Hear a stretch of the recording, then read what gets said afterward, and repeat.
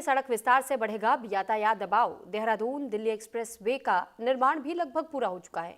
भविष्य की चुनौतियों को देखते हुए सरकार की नई योजना। मंत्री नितिन गडकरी से सीएम धामी मुलाकात करेंगे। उत्तराखंड में सड़कों के विस्तार से आने वाले समय में यातायात का दबाव और बढ़ने वाला है। Chardham all weather road, Bharatmala परियोजना और देहरादून दिल्ली एक्सप्रेसवे जैसे बड़े प्रोजेक्ट अंतिम चरण में हैं। ऐसे में सरकार पहले से ही भविष्य की चुनौतियों को ध्यान में रखकर नई योजनाओं पर काम कर रही है। इसको लेकर सीएम धामी 5 जनवरी को केंद्रीय मंत्री नितिन गडकरी से मुलाकात करेंगे, जिसको लेकर सीएम धामी का कहना है कि चारधाम ऑल वेदर रोड और भारतमाला परियोजना के तहत प्रदेश में एक कोने से दूसरे कोने तक सड़कों का जाल बिछाया जा रहा है। वहीं देहरादून दिल्ली एक्सप्रेसवे का निर्माण भी अब अंतिम चरण में है। इस एलिवेटेड रोड के पूरे होते ही देहरादून, ऋषिकेश, हरिद्वार, मसूरी और आसपास के क्षेत्रों में ट्रैफिक का भारी दबाव बढ़ने की आशंका है। इसी संभावित दबाव को देखते हुए राज्य सरकार ने पहले ही केंद्रीय मंत्री नितिन गडकरी से देहरादून के लिए रिंग रोड निर्माण का प्रस्ताव रखा था, जिस पर केंद्र सरकार की ओर से सैद्धांतिक सहमति भी मिल चुकी है। राज्य सरकार को उम्मीद है कि प्रधानमंत्री नरेंद्र मोदी के नेतृत्व में केंद्र सरकार से पहले की तरह इस बार भी उत्तराखंड को सड़क इंफ्रास्ट्रक्चर के क्षेत्र में पूरा सहयोग मिलेगा, ताकि प्रदेश की जरूरतों के अनुरूप विकास कार्यों को गति दी जा सके।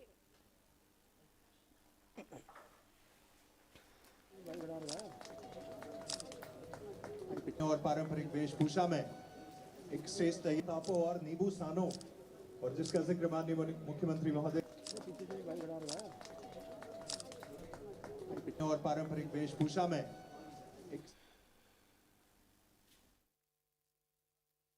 सड़कों की दृष्टि से जहां चारधाम ऑल वेदर रोडों से लेकर भारतमाला श्रृंखला में भी अनेक सड़कें हमारी एक कोने से दूसरे कोने तक जोड़ने वाली आज निर्माणाधीन है। और देहरादून दिल्ली जो हमारा एक्सप्रेस वे है वह भी पूरी तरह से अंतिम चरण में है और जल्दी उसका भी होना है। इसी प्रकार इस एलिवेटेड रोड के निर्माण के कार्य को पूरा होने के बाद देहरादून, ऋषिकेश, हरिद्वार, मसूरी आसपास के क्षेत्रों में एक बड़ा दबाव हमको फुटफॉल का उसका सामना करना पड़ेगा। इसलिए पहले से भी हमने भारत सरकार के जो सड़क परिवहन मंत्रालय है वहाँ निवेदन किया था और उसके क्रम में उन्होंने हमको यहाँ पर रिंग रोड बनाने की सैद्धांतिक रूप से स्वीकृति प्रदान की है। इसी प्रकार बहुत सारी सड़कें हमारी और निर्माणाधीन होनी है। अभी हमारा नंदा राजजात होना है, उसके निमित्त जो पूरी सड़क का निर्माण होना है, एक तरफ से पूरे कुमाऊं गढ़वाल की कनेक्टिविटी होनी है। उन सभी के लिए मैं माननीय नितिन गडकरी जी से निवेदन करने के लिए उनके पास जाऊंगा। बैठक करेंगे हम लोग, पहले से कुछ प्रस्तावित भी है। 5 तारीख को परसों बैठक होने वाली है और हमें पूरी आशा है कि जैसे हर बार भारत सरकार माननीय प्रधानमंत्री जी के नेतृत्व में और सड़क का मामला हो या कोई और मामले सभी में हमको मदद करती है, तो इसमें भी हमको मदद मिलेगी। जो हमारी आवश्यकताएं हैं, जो हमारे सामने ज़रूरतें हैं, उन पर काम होगा और हमको आवागमन सुरक्षित होगा आने वाले लोगों के लिए भी और राज्यवासियों के लिए। और इस पर ज्यादा जानकारी के साथ हिमांशु बरमोला इस वक्त देहरादून से हमारे साथ जुड़ चुके हैं। हिमांशु, जानकारी चाहेंगे आपसे कि जहां मुख्यमंत्री लगातार ये दावे कर रहे हैं कि हम लगातार ये कोशिश कर रहे हैं कि अगर आगे आने वाले समय में इंफ्रास्ट्रक्चर को और मजबूत करने की जरूरत पड़ी, हमारी बातचीत केंद्र सरकार से चल रही है। अब तक इस प्रोजेक्ट को लेकर के किस तरीके से काम हो रहा है, क्या कुछ व्यवस्थाएं वहां पर देखने को मिल रही है और इस प्रोजेक्ट की शुरुआत क्या कर दी गई है, अभी और थोड़ा सा इंतजार करना पड़ेगा, क्या कुछ जानकारी आपके पास?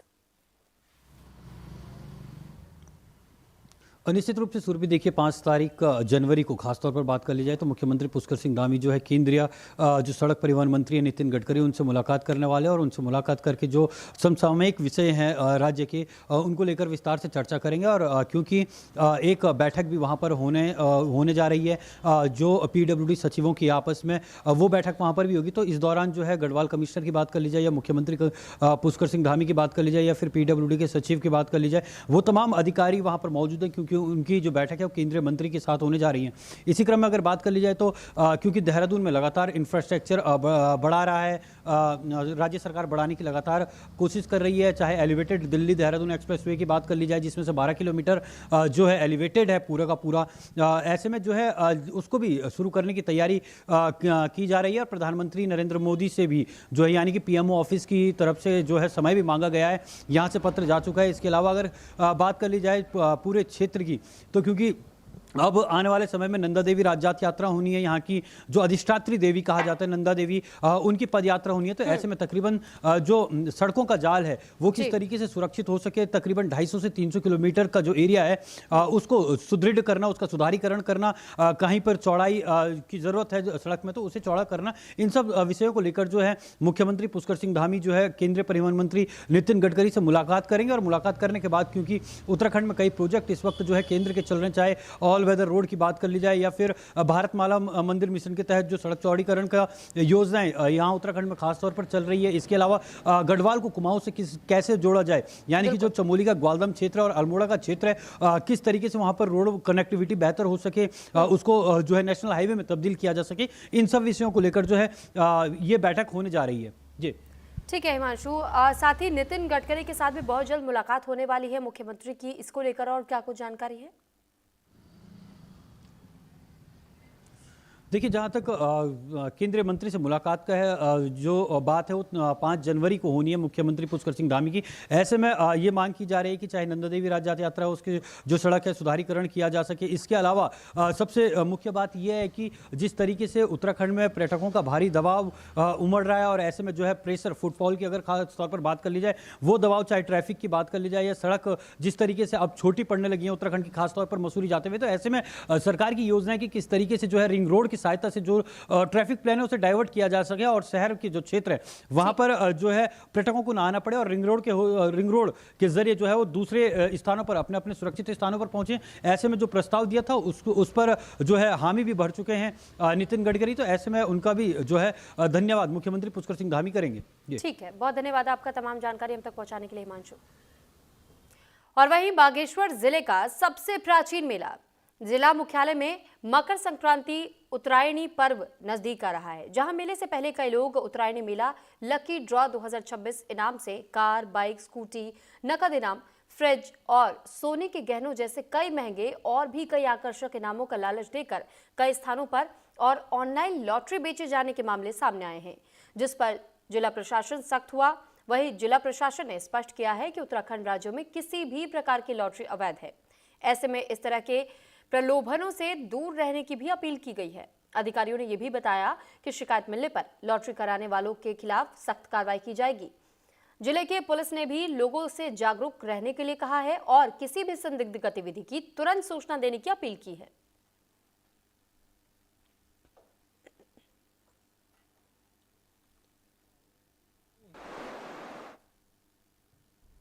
की नहीं गई है और जिला प्रशासन द्वारा कोई भी ऐसी लॉटरी को लेकर अनुमति नहीं दी गई है और ना ही अभी आने वाले समय में कोई दी जानी है ऐसी। अगर किसी ने लॉटरी के प्रचार प्रसार को लेकर किसी ने अपने पैसे उसमें लगा दिए हैं तो वो प्रशासन को या पुलिस को आके अवगत करा सकते हैं, उसमें हम लोग अग्रिम कार्रवाई नियमानुसार जरूर करेंगे। तो वहीं कालाडूंगी तहसील के अंतर्गत उत्पन्न होने वाली भूमि विवादों के निष्पक्ष और स्थल प्रमाण आधारित समाधान के उद्देश्य से गठित तहसील स्तरीय समन्वय राजस्व प्रवर्तन समिति की बैठक आयोजित की गई है। बैठक की अध्यक्षता उप जिलाधिकारी कालाडूंगी विपिन चंद्र पंत ने की। बता दें कि बैठक में सार्वजनिक परिसंपत्तियों पर अतिक्रमण, पैमाइश और सीमांकन, मेड़ विवाद, आपसी भूमि विवाद, खसरा नक्शा त्रुटि और सरकारी भूमि पर कब्जा, साथ ही मार्ग, जल प्रवाह से संबंधित कुल 9 भूमि संबंधित शिकायतों की विस्तार से सुनवाई की गई। और इस दौरान कालाडूंगी उप जिला अधिकारी ने बताया कि प्रवर्तन समिति की बैठक में कुल 9 शिकायतें मिली है, जिसमें एक शिकायत का मौके पर ही निस्तारण कर दिया गया और बाकी मामलों को लेकर के सीमा विवाद और कई मामलों से निपटने को लेकर के संबंधित अधिकारियों को निर्देश जारी किया गया है। वहीं बैठक में समिति के सदस्य, तहसीलदार, थाना प्रभारी, क्षेत्रीय राजस्व निरीक्षक, कानूनगो और संबंधित लेखपाल मौजूद रहे थे।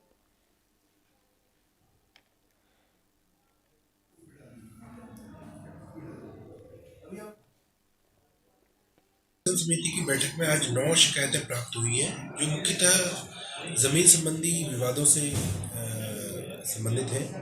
और आज उन 9 मैटर्स जो आज टेकन अप हुए हैं प्रवर्तन समिति की बैठक में, वहाँ से एक प्रकरण का मौके पे निस्तारण कर दिया गया।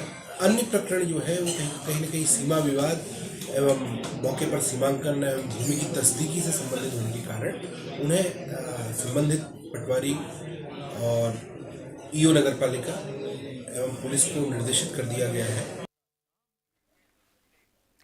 तो वहीं सितारगंज में खनन माफिया के हौसले लगातार बुलंद होते जा रहे हैं, जहां अवैध खनन कर मिट्टी से भरी ट्रैक्टर ट्रॉली को जब राजस्व टीम ने पकड़ करके सीज करने के लिए तहसील ले जाना शुरू किया तो रास्ते में 10 से 15 लोगों ने टीम को घेर लिया और बलपूर्वक ट्रैक्टर ट्रॉली छुड़ा ले गए। इस दौरान खनन माफिया मिट्टी को सड़क पर गिरा करके फरार हो गए। मामले में तहसीलदार हिमांशु जोशी की तहरीर पर 15 अज्ञात लोगों के खिलाफ धाराओं में मुकदमा दर्ज कर लिया गया है।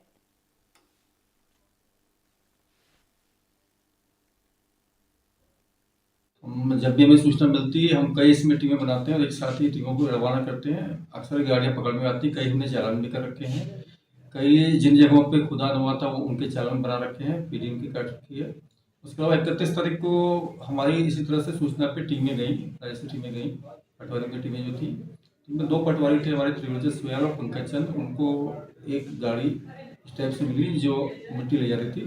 कागज मांगने पे कागज दिखाया, वो भागने लगा, उनको लोगों को इकट्ठा किया इसने और फिर उसके बाद उनके कब्जे से गाड़ी को छुड़ाने का प्रयास किया और लेके भाग गया, मिट्टी रोड पे गिराई। इसके वीडियोस मौजूद हैं, तो इन पे हमने FIR दर्ज कर दी है आवश्यक कार्रवाई के लिए। और इसी प्रकार से जो भी इस तरह से अवैध खनन करके बिना किसी अनुमति करेंगे उसमें कार्रवाई की जाती रहेगी।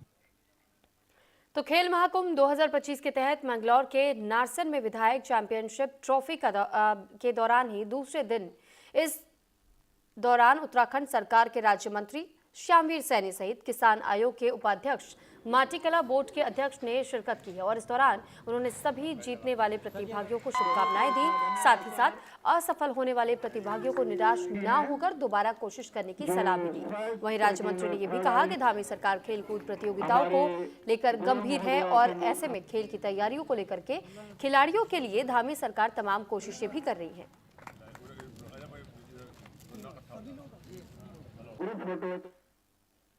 सांसद महाखेल उत्सव हुआ, उसका समापन हुआ और अब ये खेल शुरू हो गया है। सरकार द्वारा बहुत अच्छा काम करा जा रहा है और नए नए खिलाड़ी निकल करके आएंगे जो आगे अपना उत्तराखंड का नाम और देश का नाम रोशन करेंगे।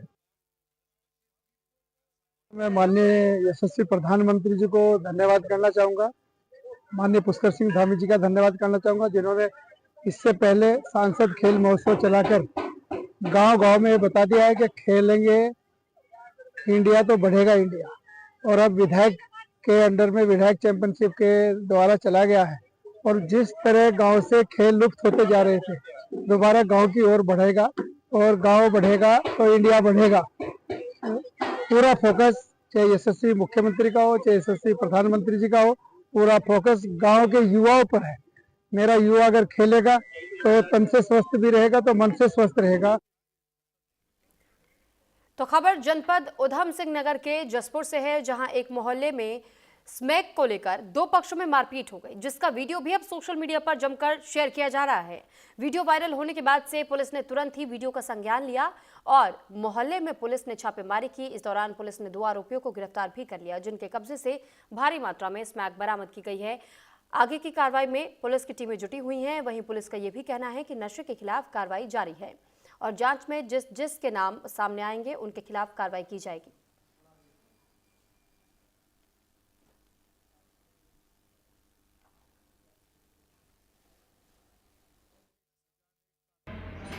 कल 2 जनवरी को जसपुर में एक वीडियो सोशल मीडिया पर एक वीडियो वायरल हुई थी, जिसमें कुछ लोगों द्वारा बताया गया कि ये नशे को लेकर कुछ लड़कों में झगड़ा हो रहा है। इस वीडियो का तुरंत संज्ञान लिया गया और जसपुर पुलिस ने उस मोहल्ले में अचानक से रेडमारी की गई, जिसमें मोहल्ला नथर सिंह से 2 अभियुक्तों को स्मैक के साथ गिरफ्तार किया गया। पुलिस की जो कार्रवाई है वो नशे के खिलाफ जारी है और इस इन्वेस्टिगेशन में भी जिसके भी नाम सामने आएंगे उनके विरुद्ध कठोरतम कार्रवाई की जाएगी।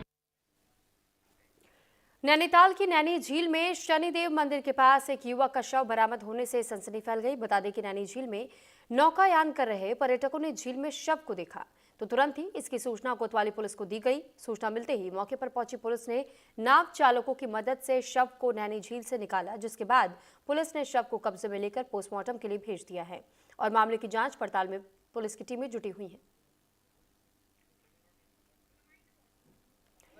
तो ये नैनी झील का इलाका जहां पर पर्यटक अक्सर घूमने फिरने के लिए आते हैं अपने चित परिचितों के साथ में, लेकिन यहाँ जब एक शव के बारे में जानकारी मिली। बताया जा रहा था कि झील के भीतर ही ये शव तैरता हुआ देखा गया, जिसके बाद से यहाँ पर जो पर्यटक इस झील में उस दौरान नौकायान कर रहे थे, उनकी ओर से इस शव को देखे जाने के बाद से पुलिस को सूचित किया गया और उसके बाद पुलिस जब यहाँ पर पहुंची तो लोगों से भी पूछताछ की गई। हालांकि अब इस शव को बरामद करने के बाद अब पोस्टमार्टम के लिए भेजा गया है। साथ ही साथ पूरी डिटेल और जुटाने की कोशिश की जा रही है। आसपास के जो सीसीटीवी कैमरे हैं उन्हें भी खंगालने का प्रयास जारी है।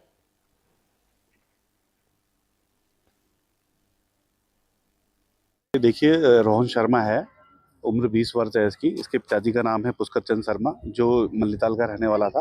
दिनांक 25 तारीख से गायब चल रहा था और 30 तारीख को इसके पिताजी ने इसकी गुमशुदगी थाने पर दर्ज कराई थी। आज दिनांक 3/1/2026 को इसका यहाँ पर शिव मंदिर के पास में शव बरामद हुआ है झील से, नैनी झील से। आगे में पंचायतनामे की और पोस्टमार्टम की कार्रवाई की जा रही है।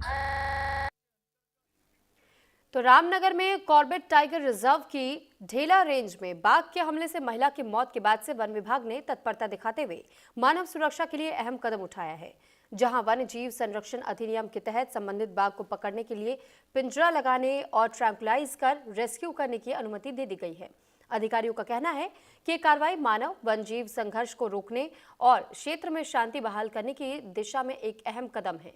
संबंधित विभाग ने आश्वस्त किया कि बाघ को सुरक्षित तरीके से रेस्क्यू कर दूसरी जगह पर छोड़ा जाएगा।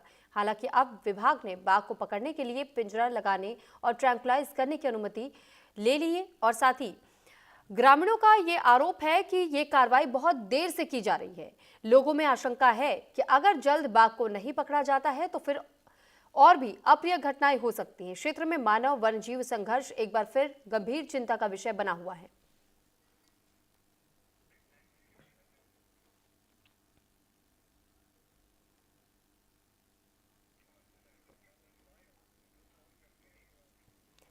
तो वहीं दूसरी तरफ हरिद्वार के हर की पौड़ी पर गंगा आरती के दौरान बड़ा हादसा हो गया, जहां एक श्रद्धालु की अचानक तबीयत बिगड़ गई, जिससे कि मौके पर अफरा तफरी मची।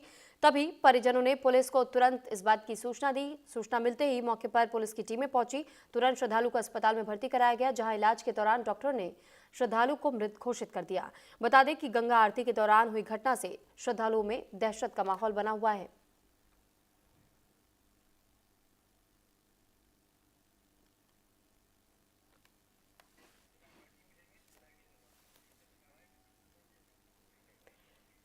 उत्तराखंड की राजनीति एक बार फिर से गर्मा गई है। वजह बना है महिला सशक्तिकरण और बाल विकास मंत्री रेखा आर्य के पति गिरधारी लाल साहू का एक कथित विवादित बयान।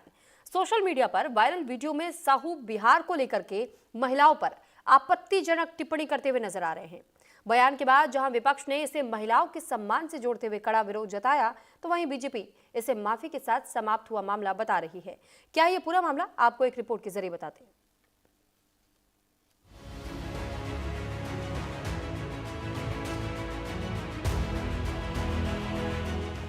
बीजेपी नेताओं से जुड़े लगातार विवादों के बीच एक बार फिर सत्तारूढ़ दल सवालों के घेरे में है। अल्मोड़ा जिले के सोमेश्वर विधानसभा के स्याही देवी मंडल में 23 दिसंबर को आयोजित एक कार्यक्रम का वीडियो सोशल मीडिया पर तेजी से वायरल हो रहा है। इस वीडियो में महिला और बाल विकास मंत्री रेखा आर्य के पति गिरधारी लाल साहू ये कहते सुने जा सकते हैं कि अगर शादी नहीं हो रही है तो 20 से 25 हजार रूपए में बिहार से लड़की खरीद लो। तो नौजवान ही हो, शादी भी नहीं हुई तुम्हारी। हाँ, तो जो नौजवान है, ऐसे 5 लोग इकट्ठे करके तो बेटा शादी बुढ़ापे में करोगे। हम लोग 3-4 बच्चे हो जाते हैं। लड़की हम तो मतलब बिहार से ले आए, बिहार में 20-25 हजार रुपए मिल जाती है। हाँ, चलिए तुम मेरे साथ, हम तुम्हारी शादी कराएंगे। घोषणा कर रहे हैं इनकी। वीडियो सामने आते ही राजनीतिक हलचल तेज हो गई है। कांग्रेस सहित विपक्षी दलों ने इस बयान को महिलाओं के सम्मान और मानव तस्करी जैसे गंभीर अपराध से जोड़ते हुए कड़ा विरोध जताया।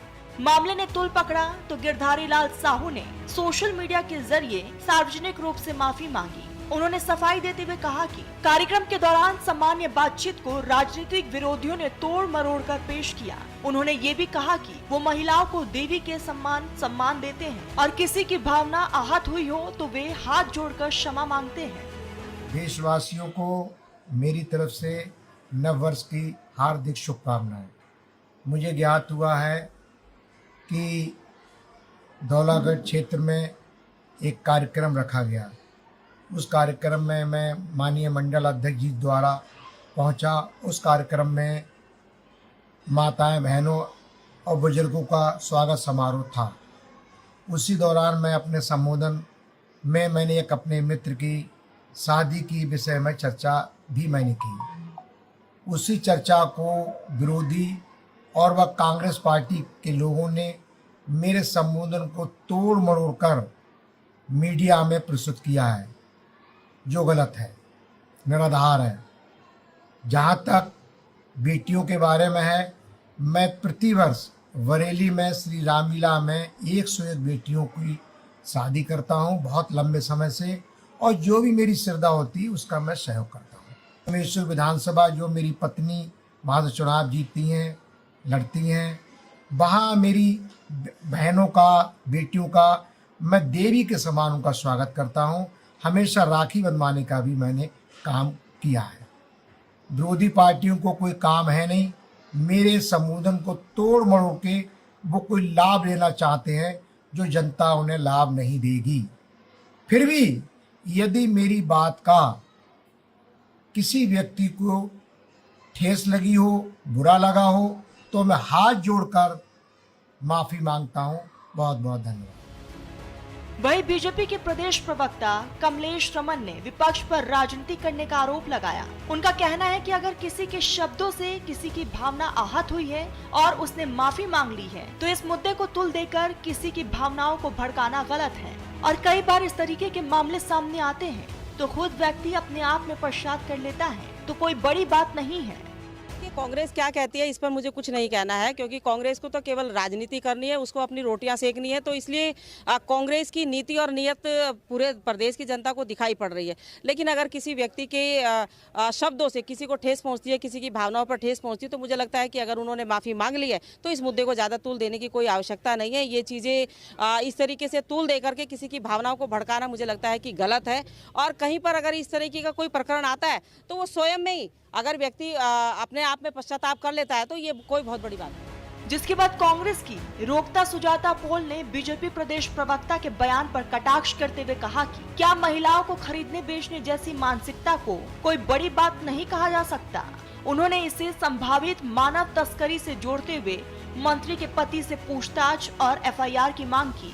बड़ी बात नहीं है। अगर किसी प्रदेश प्रवक्ता ने ये कह दिया है भाजपा की, तो उन्हें बताना पड़ेगा क्या बेटियों को खरीदने बेचने का काम भी अब भाजपा के लोग करने लग गए हैं। सच्चाई ये है कि जो बयान आया है गिरधारी लाल साहू जी का, उससे ये पता चलता है कि उन्हें पता है कि 20 से 25 हजार रुपए में लड़कियां मिलती हैं बिहार में। तो क्या ये मानव तस्करी का इशारा नहीं है? क्या ये नहीं पता चलता इससे कि उनको पता है कि वहां से लड़कियां कोई लेके आया है? क्या उनका स्वयं का इसमें कोई रोल है? तो इसमें उनको हिरासत में लेकर जांच करी जानी चाहिए। इसको हल्के में बिल्कुल नहीं लिया जाना चाहिए। जिस राज्य में अंकिता भंडारी को न्याय नहीं मिलता, बेटियों को शोषण के लिए इस्तेमाल किया जाता है, उस राज्य में अगर दूसरे राज्य की बेटियों को लाया जाता है खरीद कर, तो इस बात का जवाब तो देना पड़ेगा ना मंत्री और मंत्री पति को।